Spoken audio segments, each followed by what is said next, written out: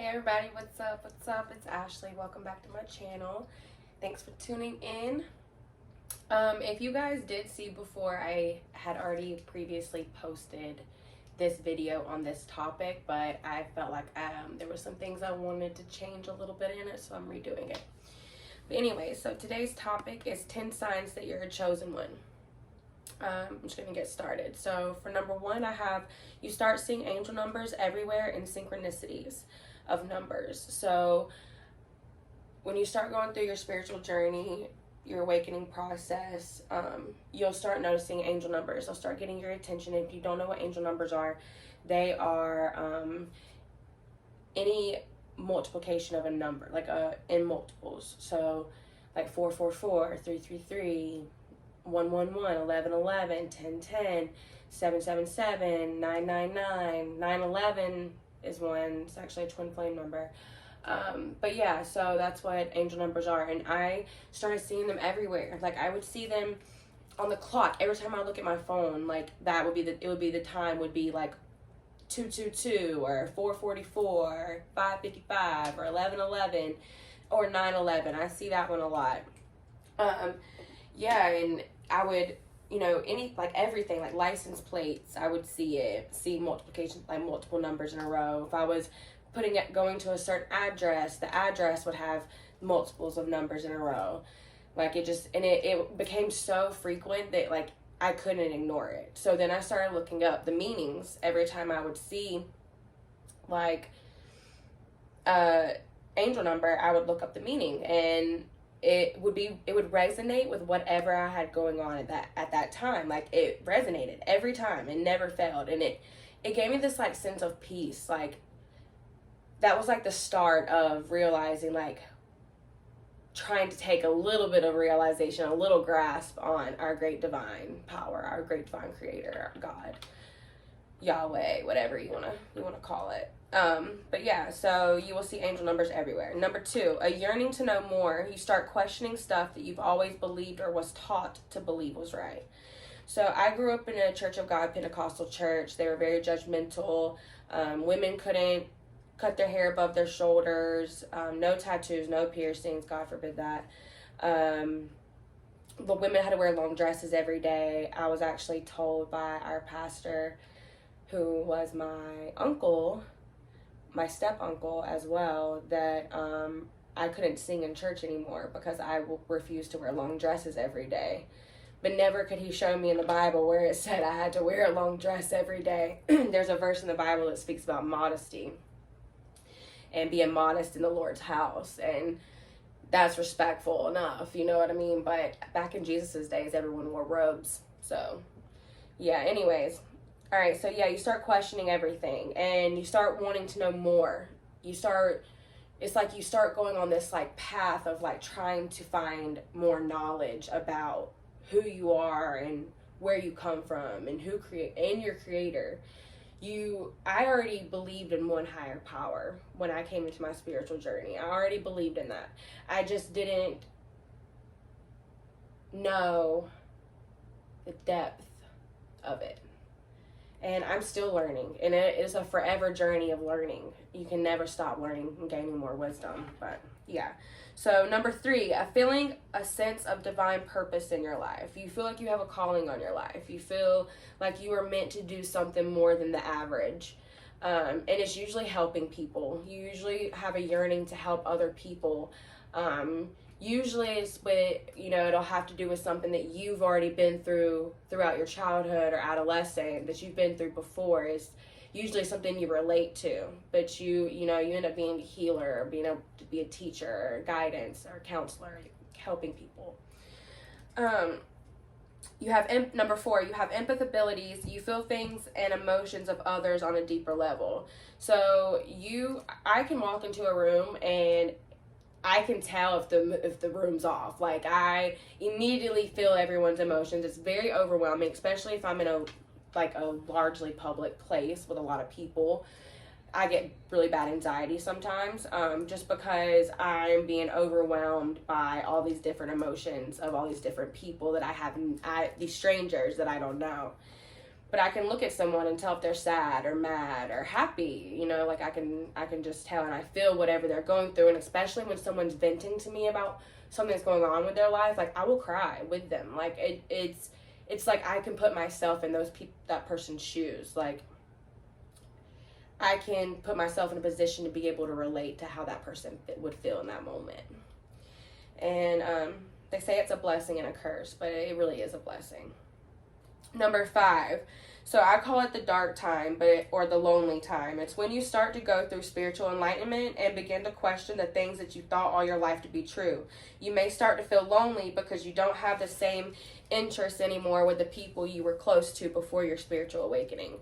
So when I went through my spiritual awakening, I started to realize that I didn't have much in common with anyone that I was friends with before my spiritual awakening anymore. And it really sucked because I was, I ended up, losing contact with some people that I thought, were going to be lifelong friends, but they just weren't on the mental level of consciousness that I was on. And when you don't have something in common with anyone, that love is still there for that person. There's no hate or anything like that, but it's just like you love them from afar,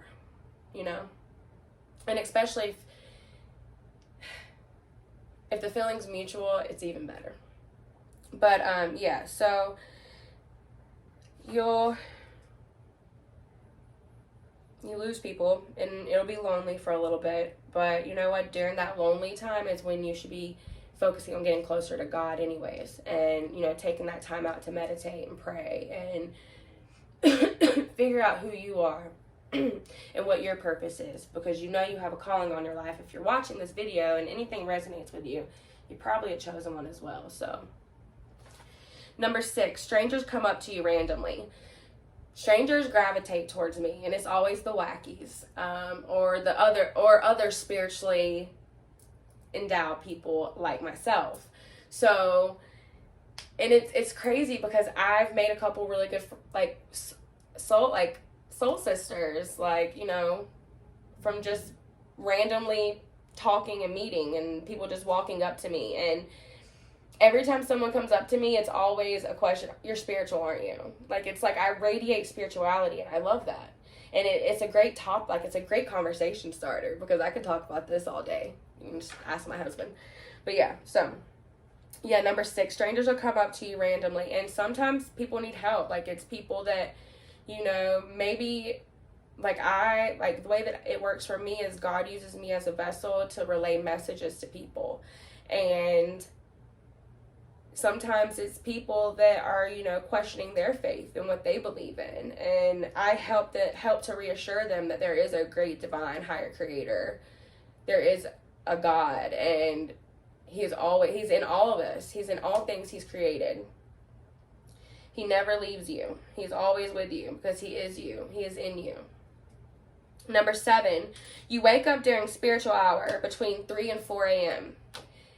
Never fails. Every single night or morning, whatever you want to consider it as, I'm up between the hours of 3 and 4 a.m. Every night. It doesn't fail.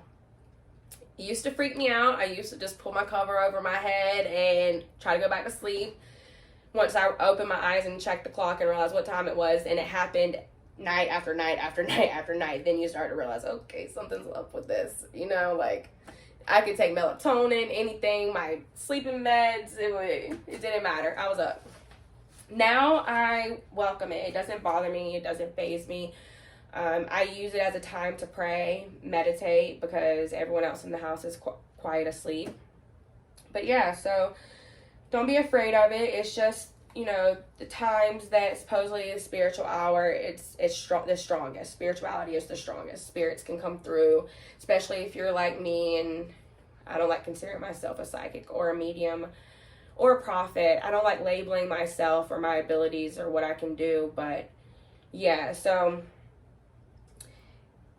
just where you can receive messages better. That's how I feel. And it's pretty cool. When paranormal stuff starts happening to you through your spiritual awakening, at first it's going to freak you out, but then after that, it's going to be like, okay, this is pretty freaking cool. All right. it just gives you validation that what you believe in is true. Like, it's great. I can't even explain it to you. All right, number 8, you have very vivid dreams. So ever since I was a little girl, I've had very vivid dreams. I've dreamt things, and then things have happened after I dreamt them. And this happened on many instances. We're not going to get into that in this video. But yeah, so you have very vivid dreams, and to this day, I still have very vivid dreams. It is very hard for me to remember my dreams after I initially remember it when I wake up. After that, after I remember that first memory, if I don't write it down, it leaves me. So if I wake up, I immediately, like, my consciousness knows, my mind knows that when I wake up, if it's an important dream, my journal's right by my bed. I'd immediately just, it's not even a thought, like, it's just a reflex. I grab it and I write down whatever I need to write down.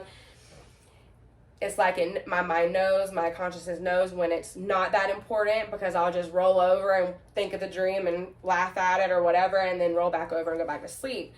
But yeah, so it's just, yeah, you have very vivid dreams. Number 9, your intuition is heightened. So that gut instinct, that gut feeling, a lot of my ladies have it. Men can have it too. I don't mean to say it that way. But yeah, your intuition is heightened. You, it's almost like you can say something's gonna happen and then it happens. And it's like, it's crazy. And sometimes it's mind-boggling and it blows your mind, and it still blows my mind to this day. And it's been like 3 years since I started my spiritual journey. But yeah. All right, so number 10, ringing in your ears. Ringing in your ears. I either get it in one ear or the other. I don't get ringing in both ears. And there's actually a meaning for each. And I probably should have looked that up before I made this video, but I didn't. So just Google spiritual meaning of ringing in left ear, spiritual meaning of ringing in right ear. If you have it during that moment, look it up in that moment so you don't forget, and it'll give you some type of message that you probably need to hear in that moment from spirit. But yeah, so that's it, you guys. I had to remake that video because I didn't realize that you can hear my husband speaking in the background in the last video. I told you guys I'm new to this, so just bear with me. But I really appreciate you, and if you enjoyed this video, please like and subscribe. Thanks.